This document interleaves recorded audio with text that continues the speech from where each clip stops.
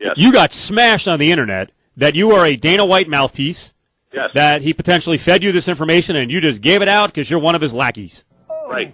Yeah, it happens. Hey, you are too, by the way, I believe. You're also, we have jackets. We're a club. Welcome in. Right.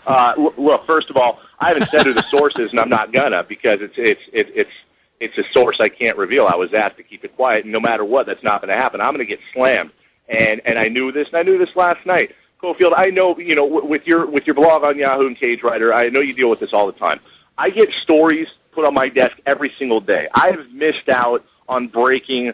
I can't even tell you how many stories because I look at the source, and if I'm not comfortable with who is telling me this stuff, and I can't back it up, at least on my own, I don't run with it. Now, there are people out there, and this is a fledgling business, and it's a great, great topic with MMA. You've got all these new media coming in.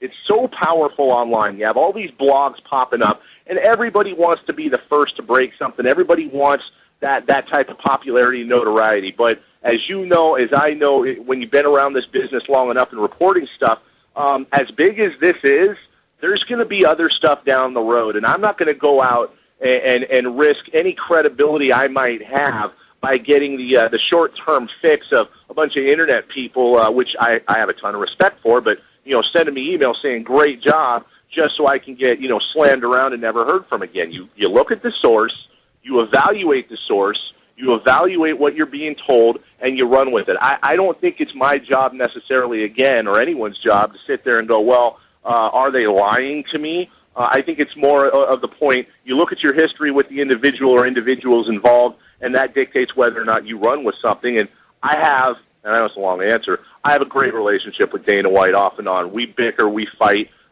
You can go online, Google Dana White, Carmichael Dave, and Fedor, and you're going to bring up an interview, I'm sure, from a couple months ago, where we kicked each other's asses for a couple hours on the subject of Fedor Emelianenko. I blasted Dana for it, and he's blasted me back. We go back and forth, but at the same time, I have respect for the guy. I believe he respects me. But, Tom Atencio of Affliction's one of my best friends. I deal with a bunch of the other organizations all the time, as do you. Just because you might report or have a decent relationship with a promoter or a fighter, it doesn't mean you're a shill. It's a mutually beneficial relationship based on trust and respect.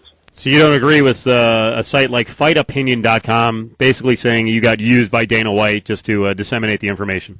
It's again. I'm not asking you to name your source, but that would be the allegation.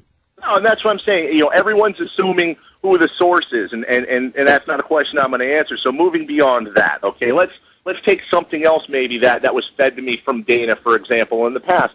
Are we pawns in this game? Of course we are sometimes. And it's not just the UFC. This happens in sports. Well, let me cut you off because I can name probably 50 guys in the next 3 minutes. Any insider has their guys. Jay Glazer's connected, and can they be used sometimes? I'm not saying you got used, but it happens. Rick Bucher, Mortensen, you name every insider. They've got their guys, and sometimes they're fed information that's not that great. Sometimes it is really accurate, but it's pretty commonplace.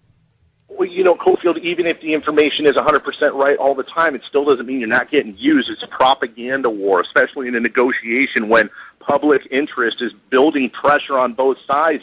It's politics, but it's politics of sport. Of course you get used. Of course you can be a pawn. You get leaked something. It's not an accident. It's not like the person tripped and fell on the ground and blurted out this information. They knew what they were doing. They knew what I do with it. And they knew, or they felt they knew what their reaction would be. So, of course, in a way, that report from MMA Fan House is dead on. Of course it's that way. Of course I was used in a sense.